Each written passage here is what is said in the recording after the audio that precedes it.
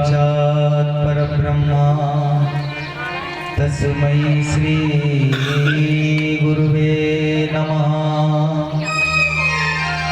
नमः संभवाय च मयोभवाय च मयस्कराय च नमः शिवाय च शिवतराय च नमः। श्री परमात्मने नमः। श्री सद्गुरुदेवताय नमः। मातृपितृ चरण कमलेभ्यो नमः। शिव महापुराणाय नमः। श्री गौ माताय नमो नमः। आइए भगवान शिव एवं माता जगत जननी पार्वती के चरणों का स्मरण करते हुए सभी देवताओं को प्रणाम करें।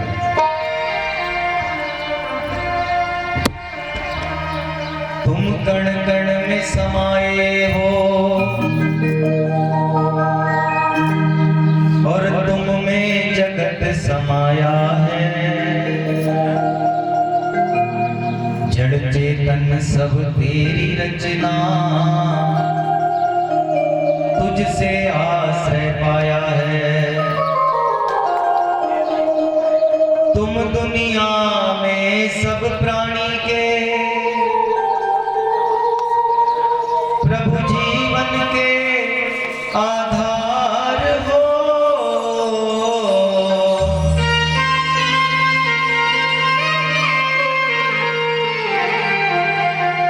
नमस्कार भगवान तुम्हें भक्तों का बारंबार हो।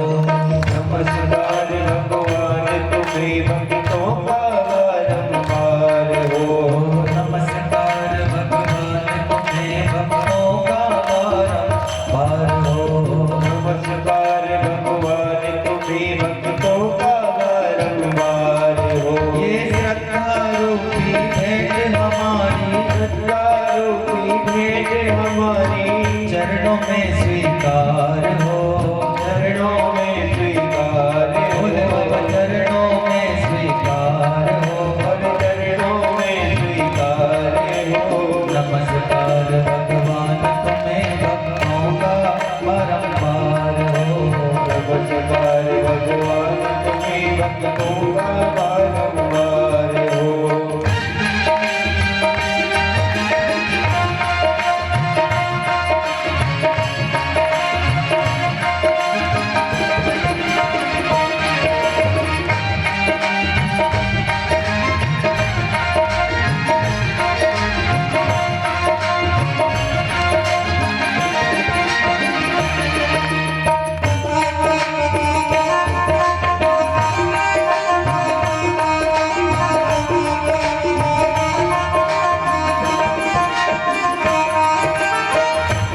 अच्छा, अकेले हम ही गुणगान नहीं करते और कौन कौन करता है?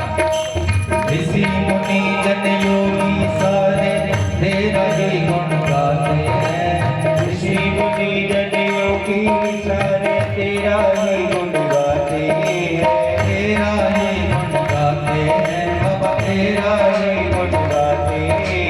क्या राजा क्या रंग भिखारी पर तेरे सब आते हैं। क्या राजा क्या रंग भिखारी और तेरे सब आते हैं। परम कृपालु परम दयालु परम कृपालु परम दयालु भक्तों के आधार हो।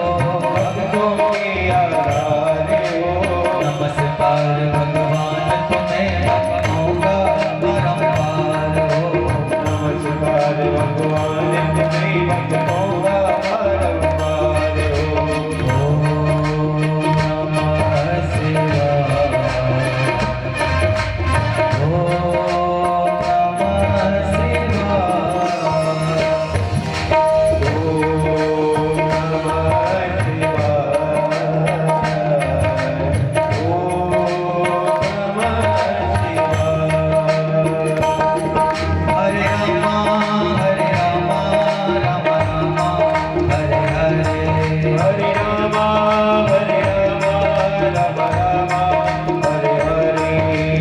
कृष्णा हरे कृष्णा कृष्णा हरे हरे हरे कृष्णा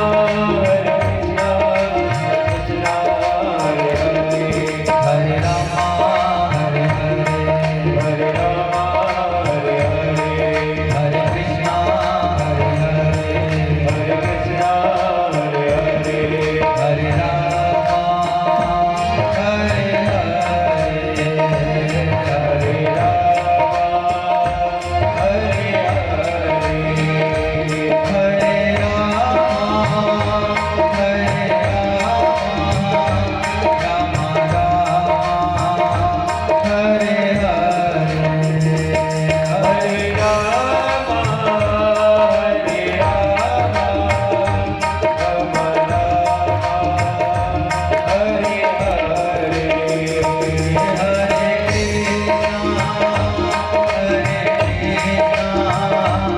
कृष्णा कृष्णा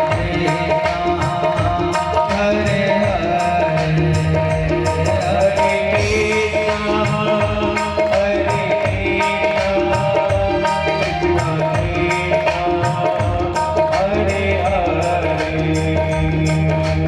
नमस्कार भगवान तुम्हें भक्तों का बारंबार हो नमस्कार भगवान तुम्हें भक्तों का बारंबार हो नमस्कार भगवान तुम्हें भक्तों का बारंबार हो नमस्कार भगवान तुम्हें भक्तों का बारंबार हो भक्तों का बारंबार हो भक्तों का बारंबार हो भक्तों का बारंबार हो भक्तों का बारंबार हो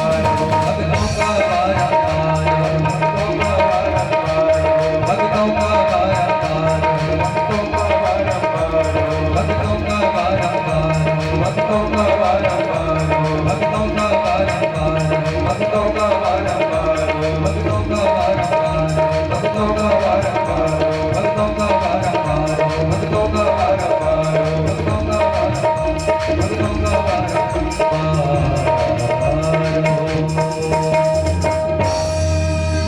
बोलो शंकर भगवान की जय हो श्री शिव महापुराण की जय हो श्री गजानंद महाराज की जय हो श्री पार्वती मैया की जय हो श्री कार्तिक स्वामी की जय हो श्री नंदीश्वर महाराज की जय हो श्री कीर्ति मुख महाराज की जय हो श्री वीरभद्र महाराज की जय हो श्री कुबेर महाराज की जय हो सब संतन की जय हो सब भक्तन की जय हो नमः पार्वती पतये हर हर हर हर महादेव हर हर हर हर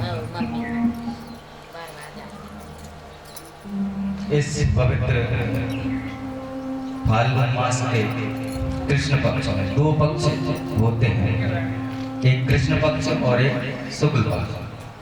कृष्ण पक्ष भगवान शिव जी के लिए समर्पित है पूरा, और शुक्ल पक्ष भगवान विष्णु जी के लिए समर्पित है। ऐसे पवित्र फाल्गुन मास में शिवरात्रि से प्रारंभ करके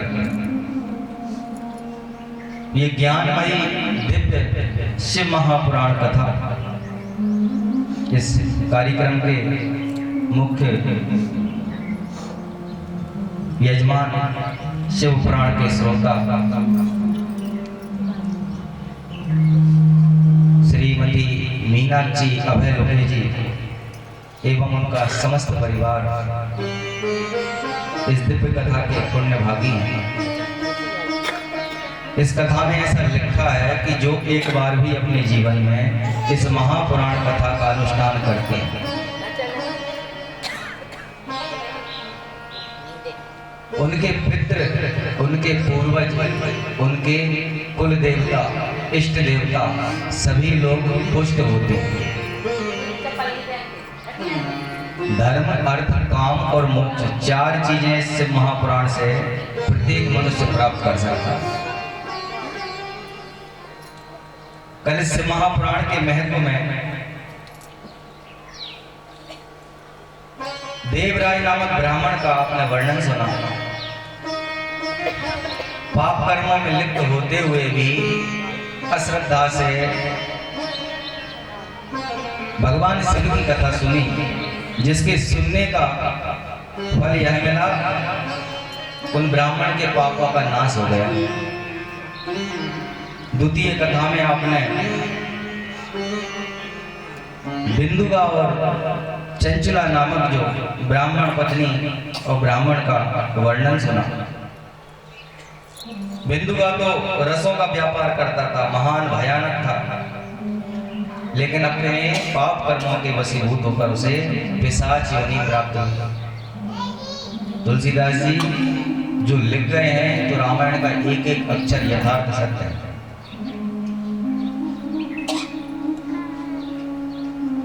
वेदों को समझना सरल नहीं है, ब्राह्मणों के लिए भी अत्यंत ही कठिन है वेदों का समझना। तो सर्वसाधारण के लिए तो कलयुग में केवल नाम का ही गुणगान, नाम की महिमा, सत्संग और भजन, और इससे महापुराण में भी 3 नियम बताए हैं। पहला श्रवण। श्रवण का अर्थ है कान। संस्कृत में कान से कहते हैं श्रवण। दूसरा इसका मंत्र है मनन, और तीसरा इसका मंत्र है कीर्तन। ये 3 से महापुराण के मूल मंत्र हैं। अपने कानों से भगवान के नाम का गुणानुवाद सुनना, भगवान की कथाओं को सुनना, भगवान के चरित्रों को सुनना, देवताओं के चरित्रों को सुनना, ये सब श्रवण है। और मन की बुद्धि से, मन की भांति अनेक प्रकार से भगवान की आराधना करना, मन से, जैसे जैसे हो जाए, जैसा मन कहे, मन से भगवान का मनन करना, और जितना हो सके भगवान के नाम का संकीर्तन करना। बस ये 3 चीजें कलयुग में पर्याप्त हैं प्रत्येक व्यक्ति के लिए। क्योंकि कोई भी, यदि हम यहाँ से नियम ले दें, इसमें लिखा भी है कि प्रत्येक व्यक्ति को भजन करना बहुत अनिवार्य है। और भजन का ऐसा फल है कि बिगड़ भजन के कुछ प्राप्त होना संभव नहीं है किसी के लिए भी संसार में। इससे महापुराण में जितनी भी कथाएं आई हैं, जितने भी प्रसंग आए हैं, उनमें भजन की महिमा, दान की महिमा और सदाचार की महिमा का वर्णन। सर्वप्रथम तो यह महापुराण सदाचार से रहने के लिए ही प्रेरित करता है। सदाचार से रहने का यही है कि सद आचरण को धारण करने वाला ही सदाचार होता है। और गृहस्थ में रहकर ही व्यक्ति सदाचार को धारण कर सकता है। अब ब्राह्मण और महात्मा ये लोग तो सदाचार धारण करते ही हैं, लेकिन गृहस्थ में रहकर सदाचार को धारण करना, तो गृहस्थों के 6 कर्म हैं प्रतिदिन। षट्कर्मम दिने दिने। 6 कर्म कौन कौन से हैं? पहला है स्नान। सर्वप्रथम जिसने प्रातःकाल स्नान का नियम बना लिया, प्रातः उठते से ही सर्वप्रथम, उसका जीवन धन्य है। क्योंकि ये गृहस्थ के 6 कर्मों में से पहला कर्म है प्रातःकाल उठकर स्नान करना। तो स्नान के बाद फिर स्नान जपश्चैव पूजम। स्नान के बाद जप, यानी स्नान करके और अपना गुरु मंत्र करने बैठ जाओ, अथवा गायत्री मंत्र करो, अथवा जो रुचिकर हो, हम जिसको अपना आराध्य मानते हैं उनका स्मरण करो प्रातःकाल। सर्वप्रथम सबसे पहले सदाचार में बताया है कि बिस्तर पर ही अपना जो आसन है, सैया है, तो सबसे पहले उस बिस्तर को छोड़ने से पहले भूमि को प्रणाम किया जाएगा। भूमि पे पैर बाद में रखेंगे, पहले उससे अपने भार की, अपने मलमूत्र विसर्जन की क्षमा मांगेंगे। अपने हाथों की दोनों हथेलियों को अपने सामने लाकर देखना चाहिए प्रत्येक व्यक्ति को। अब हाथों को ही क्यों देखना चाहिए? क्योंकि ये मनुष्य का शरीर समस्त देवताओं का इसमें निवास होता है, और जो संत होते हैं वो अपने शरीर को परमार्थिक शरीर बना लेते हैं। उनके पूरे शरीर में नवग्रह, षोडश मातृका, 7 समुद्र, 7 द्वीप, ब्रह्मा विष्णु महेश, पंच देवता आदि सब विराजमान हो जाते हैं। शरीर ही परमार्थ हो जाता है। परंतु फिर भी प्रत्येक मनुष्य के हाथों में तीर्थों का वास है। कराग्रे वसते लक्ष्मी कर मध्य तू। कराग्रे लक्ष्मी बसती, कर के अग्र भागों में लक्ष्मी का वास माना गया। कराग्रे वसते लक्ष्मी कर मध्य तू सरस्वती, बीच का जो भाग है यहाँ पे सरस्वती का वास है। और जो मूल आता है जहाँ से पंजा शुरू होता है, मूले स्थितो ब्रह्मा, यहाँ ब्रह्मा का स्थान है। तो ये तीन देवताओं का, देवियों का सर्वप्रथम प्रातः काल दर्शन करना चाहिए।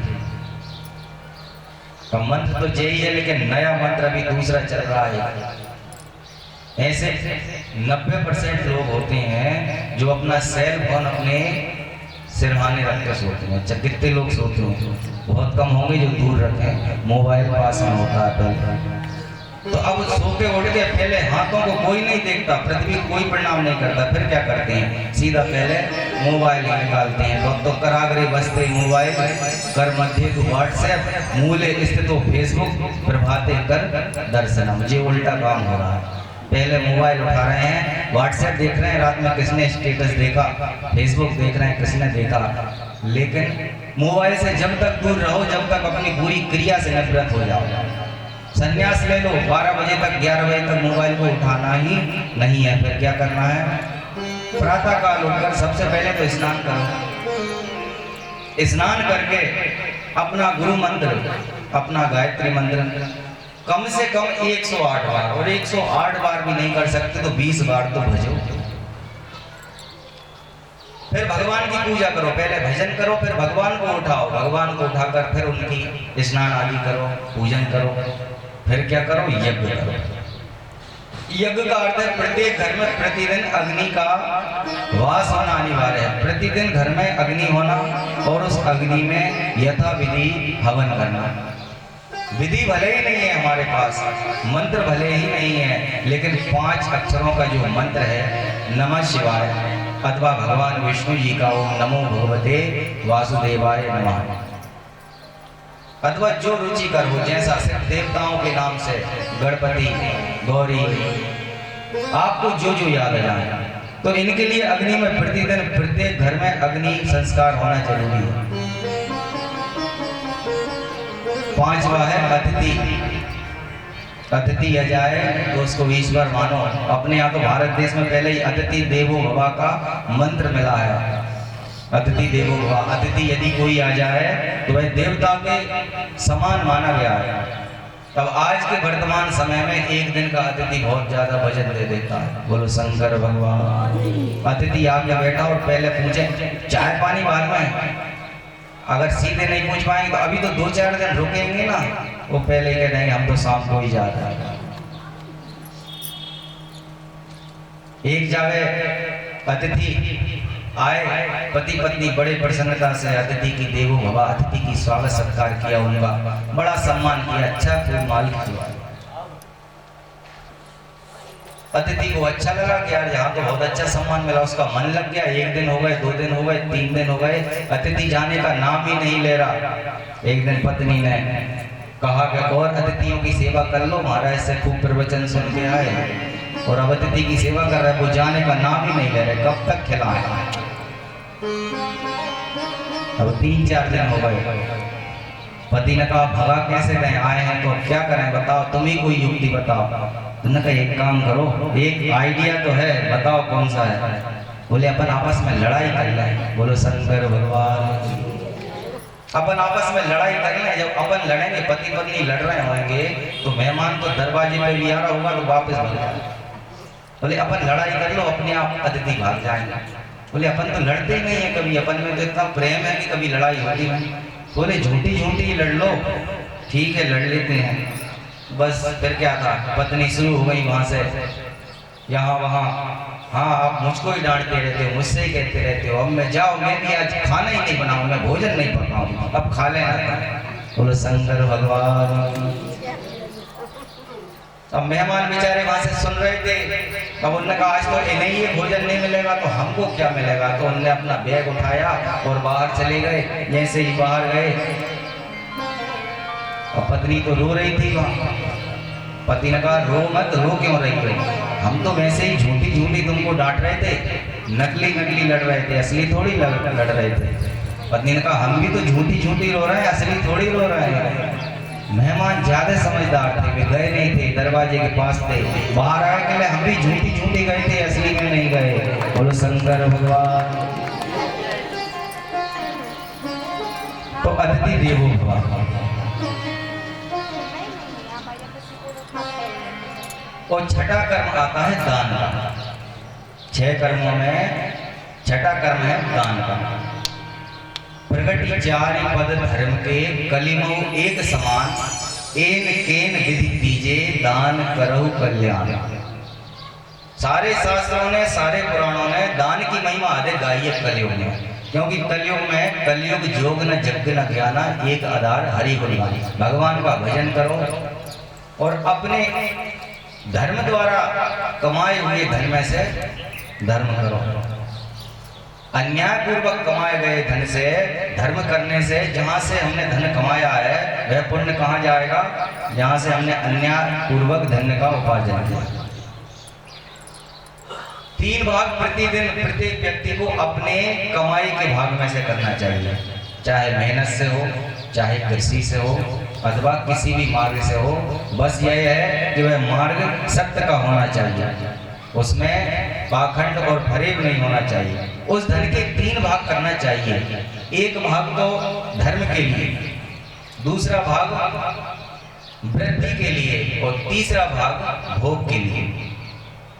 3 भाग धन के बताए हैं शास्त्रों ने, तो एक भाग से तो धर्म करो। अब धर्म में तो अनेक चीजें जाती हैं, यही नहीं है कि अकेले पंडित जी को देने से धर्म होता है ना, होता है, यथार्थ सत्य है। ब्राह्मण सुपात्र होता है दान लेने का, क्योंकि जब दान लेता है, हम जो अपने 13वीं आदि कर्मों में अथवा किसी भी प्रकार से ब्राह्मण को जब भोजन कराते हैं, तो जो गायत्री वाले ब्राह्मण जो भोजन करते हैं, तो एक बार भोजन कराने पे और हमें ब्राह्मण के 3 दिन की गायत्री का धर्म प्राप्त हो जाता है।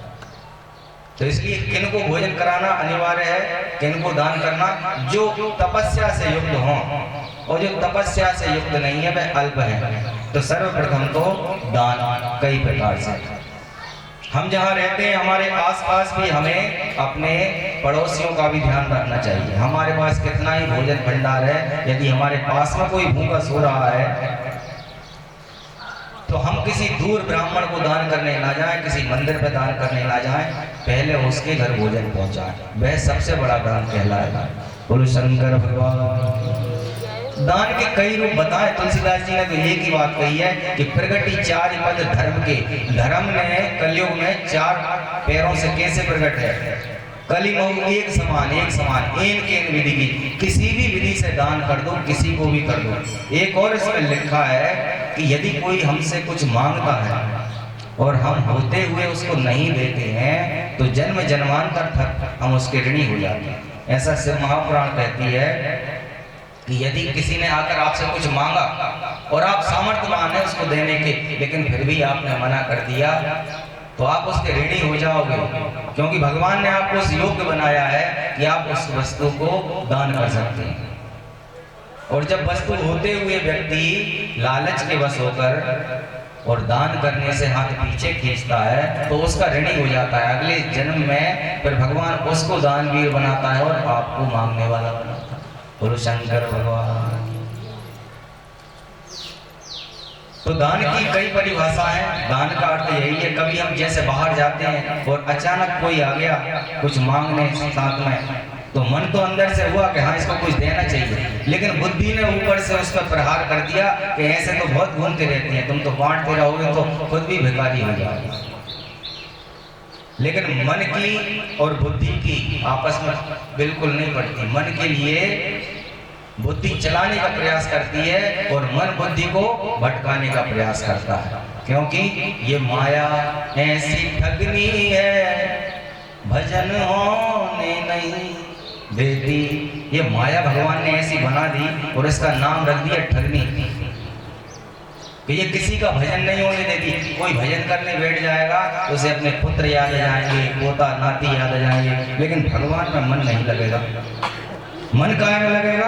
मन केवल लगेगा भगवान के संकीर्तन में, क्योंकि जब संकीर्तन चलता है तो उस समय मनुष्य अपनी बुद्धि का प्रयोग यहाँ वहाँ नहीं कर पाता।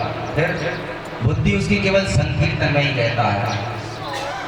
ये माया ऐसी ठगनी है, भजन होने नहीं देती। ये माया ऐसी ठगनी है, भजन होने नहीं देती। ये माया ऐसी ठगनी है, भजन होने नहीं देती। ये माया ऐसी ठगनी है, भजन होने नहीं देती। ये माया ऐसी ठगनी है, भजन होने नहीं देती। भजन होने नहीं देती। भजन होने नहीं देती। भजन होने नहीं देती। भजन होने नहीं देती। ये माया ऐसी ठगनी है, भजन होने नहीं देती। ये माया ऐसी ठगनी है, भजन होने नहीं देती। कोई योगी कोई भोगी, कोई योगी कोई भोगी, ये भटकाती है दोनों को। ये भटकाती है दोनों को। कोई योगी कोई भोगी, कोई योगी कोई भोगी, ये भटकाती है दोनों को। ये भटकाती है दोनों को। कभी भी जीव और ब्रह्म का, कभी भी जीव और ब्रह्म का मिलन होने नहीं देती। कभी भी जीव और ब्रह्म का मिलन होने नहीं देती। ये माया ऐसी ठगनी है, भजन होने नहीं देती। ये माया ऐसी ठगनी है, भजन होने नहीं देती।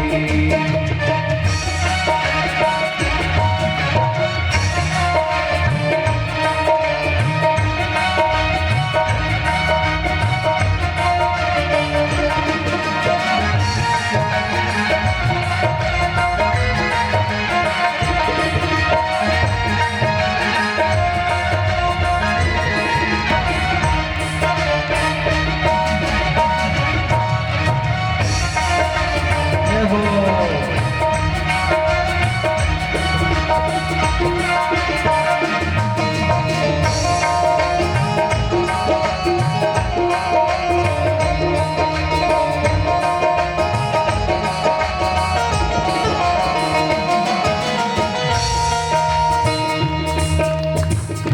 कोई ज्ञानी कोई ज्ञानी, कोई ज्ञानी कोई ज्ञानी, ये भटकाती है दोनों को। ये भटकाती है दोनों को। कोई कितना ही ज्ञानी हो जाए या कितना ही ध्यान लगाने बैठ जाए, भगवान ने माया की रचना ही ऐसी करी है कि ध्यान लगाने पर ध्यान लगने नहीं देती, ज्ञान लेने पर ज्ञान लेने नहीं देती। कोई ज्ञानी कोई ध्यानी, कोई ज्ञानी कोई ज्ञानी, ये भटकाती है दोनों को। ये भटकाती है दोनों को। ये माया ऐसी ठगनी है, भजन होने नहीं देती। ये माया ऐसी ठगनी है, भजन होने नहीं देती। ये माया ऐसी ठगनी है, भजन होने नहीं देती। ये माया ऐसी ठगनी है, भजन होने नहीं देती। बना के रूप नारी का, बना के रूप नारी का। कहीं तो विश्वामित्र जी के सामने जाती हैं, तो कभी नारद जी के सामने ही भगवान लक्ष्मी जी को भेज देते हैं और नारद मोह हो जाता है। बना के रूप नारी का, बना के रूप नारी का। किसी को भ्रष्ट करती है, किसी को भ्रष्ट करती है। हजारों लाख बरसों की, हजारों लाख बरसों की तपस्या नष्ट करती है। हजारों लाख वर्षों की तपस्या नष्ट करती है। ये माया ऐसी ठगनी है, भजन होने नहीं देती। ये माया ऐसी ठगनी है, भजन होने नहीं देती। ये माया ऐसी ठगनी है, भजन होने नहीं देती। ये माया ऐसी ठगनी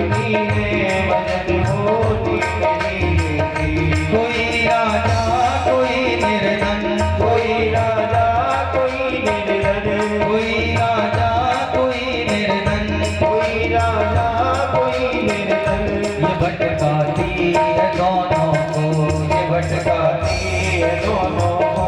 ये माया में ऐसी जगती है, भजन होने नहीं देती। ये माया जगती है भजन होने नहीं देती। भजन होने नहीं देती। भजन होने नहीं देती। भजन होने नहीं देती। भजन होने नहीं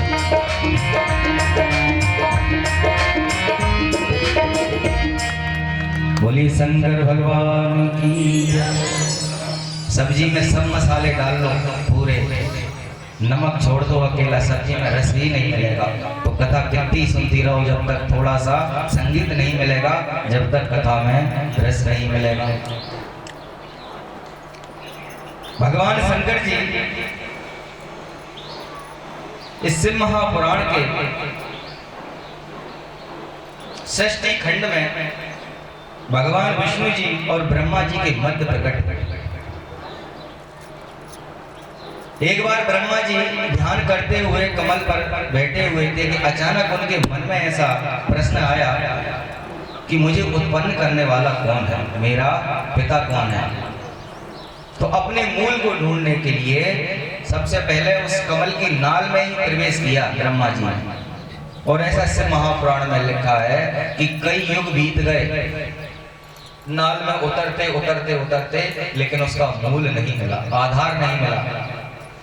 तब थक कर ब्रह्मा जी पुनः ऊपर की ओर आए। ब्रह्मा जी वापस आए उसी कमल पर, वापस आकर भगवान का फिर भजन किया है बैठकर। भजन के बगैर कुछ संभव नहीं। ब्रह्मा जी ने जब भजन किया तो विष्णु जी ने साक्षात उनके सामने प्रकट होकर उन्हें दर्शन दिए। विष्णु जी ने कहा, हे पुत्र, तुम अपना अविष्ट मुझसे कहो, मैं तुमसे अत्यंत ही प्रसन्न हूँ। तो ब्रह्मा जी तो ऐसा था कि माया ने ब्रह्मा जी के ऊपर अपना चक्र चला दिया था। तो माया के वशीभूत होकर ब्रह्मा जी विष्णु जी से ही कहने लगे कि हे पुत्र, तुम मुझसे कहो कि मैं तुम्हारे लिए क्या कर सकता हूँ। तो विष्णु जी को अंदर से तो क्रोध आया, लेकिन भगवान विष्णु जी अत्यंत ही शांत हैं और बड़े ही सरल हैं, सहज हैं। भगवान विष्णु जी को अंदर से क्रोध आया, लेकिन क्रोध को दबाते हुए और ब्रह्मा जी से कहने लगे कि हे पुत्र, तुम्हें भ्रम हुआ है, मैं तुम्हारा पिता हूं। अब ब्रह्मा जी कहते कि नहीं नहीं, मैं तुम्हारा पिता हूं। दोनों ही एक दूसरे से अब तो बातों बातों में लड़ाई पे बात आ गई, तो अपने अपने अस्त्रों से एक दूसरे पर प्रहार प्रारंभ कर दिया। ब्रह्मा जी और विष्णु जी के मध्य भयंकर पाशुपतास्त्र और शैवास्त्रों से एक दूसरे पर प्रहार करने लगे और उनसे अग्नि ऐसी निकलती थी कि मानो प्रलय ही आने वाली। जब उनका युद्ध रुका हुआ नहीं देखा, युद्ध नहीं रुका, तो सब देवता लोग जो थे, इंद्र आदि, सब भगवान शंकर जी के पास पहुंचे कैलाश पर्वत पर। कैलाश पर्वत पर भगवान शंकर जी अपने गणों के साथ विराजमान थे। भगवान शिव की उन्हें देवताओं ने स्तुति की। देवताओं ने जब भगवान की स्तुति की तो स्तुति के अनंतर भगवान शंकर जी कहने लगे कि हे देवताओं, आप किस कार्य से यहाँ आए हो, आप निश्चिंत होकर कहो। देवताओं ने एक स्वर में कहा कि हे भगवान, हमारे आराध्य विष्णु जी और इस जगत के रचयिता ब्रह्मा जी, इस समय पर दोनों में ही आपस में युद्ध हो रहा है, और यदि ऐसा ही युद्ध होता रहा तो ये सृष्टि सब नष्ट हो जाएगी।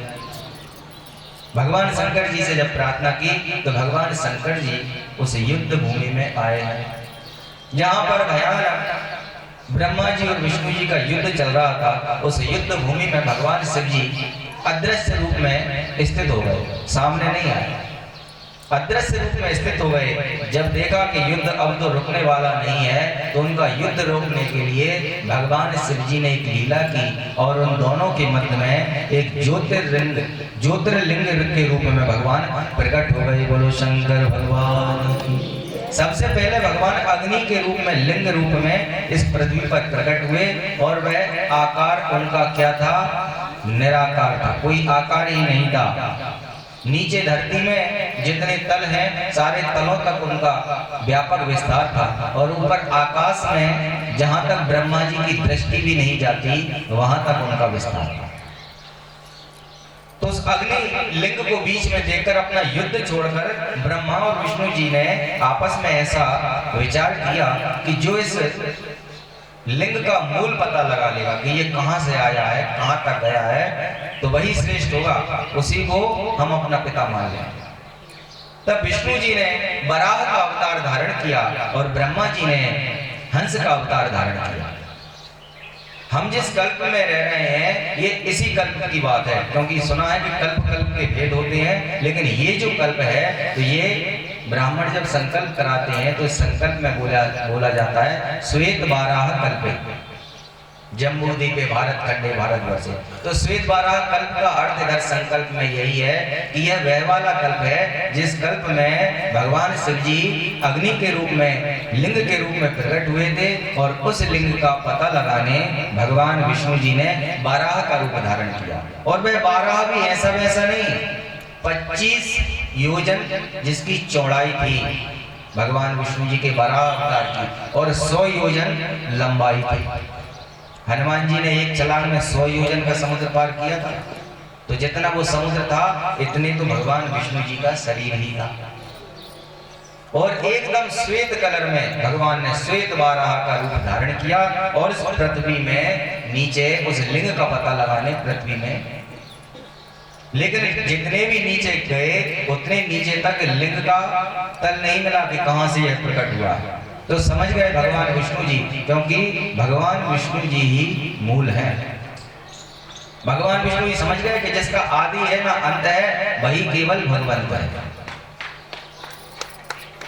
भगवान की महिमा समझते हुए विष्णु जी तो ऊपर आ गए। अब ब्रह्मा जी यहाँ से ऊपर जा रहे थे और ऊपर उड़ते उड़ते उड़ते मध्य भाग में उस लिंग के एक केतकी का पुष्प भी गिरता हुआ चला आ रहा था।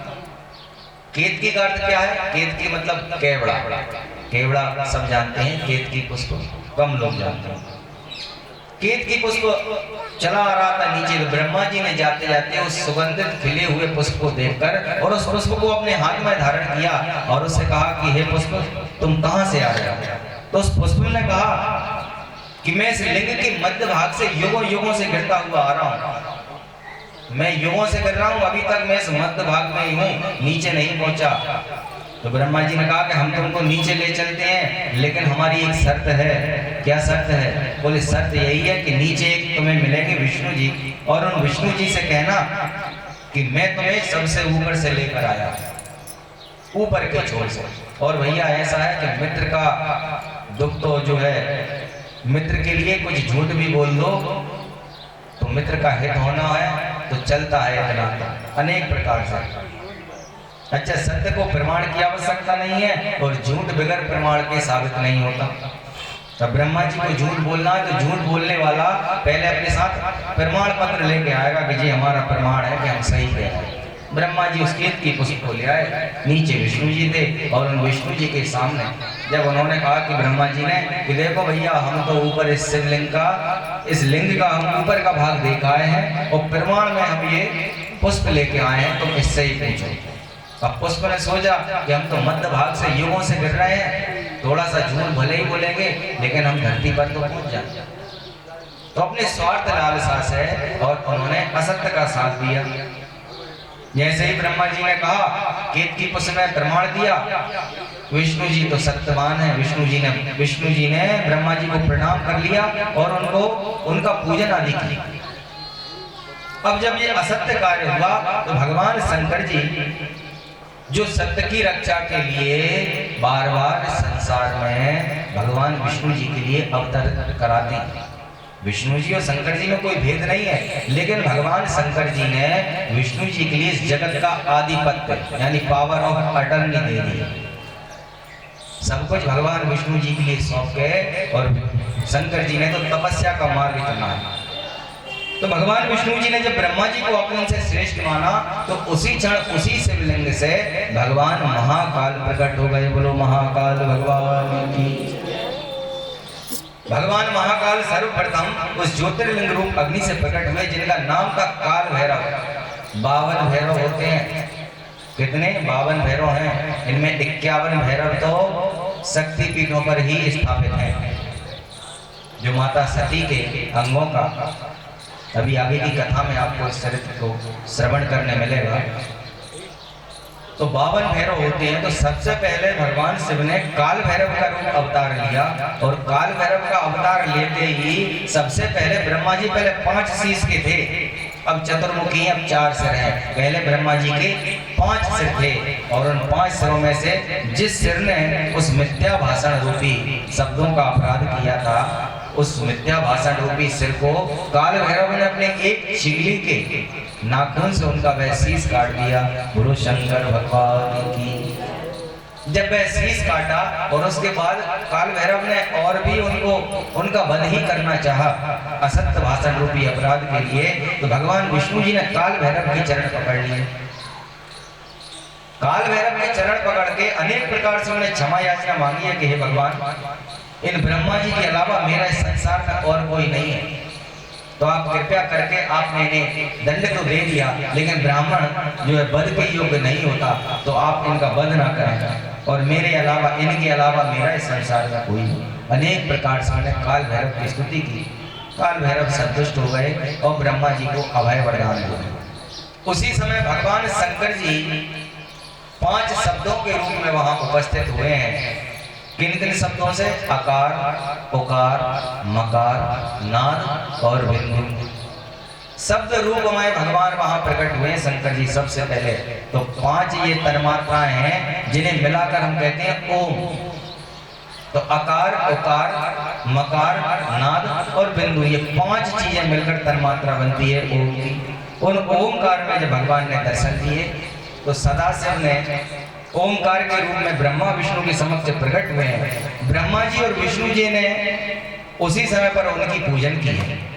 अनेक प्रकार से भगवान की पूजन की, 16 उपचार से पाद, अर्घ, आचमन, स्नान, चंदन, पुष्प आदि सब चीजों से जब पूजन की और पूजन किया तो भगवान शंकर जी प्रसन्न हो गए, और उसी रात को उन्होंने कहा कि आज जिस रात्रि में तुमने हमारी पूजन की है, इस रात्रि को ही शिव चतुर्दशी माना जाएगा।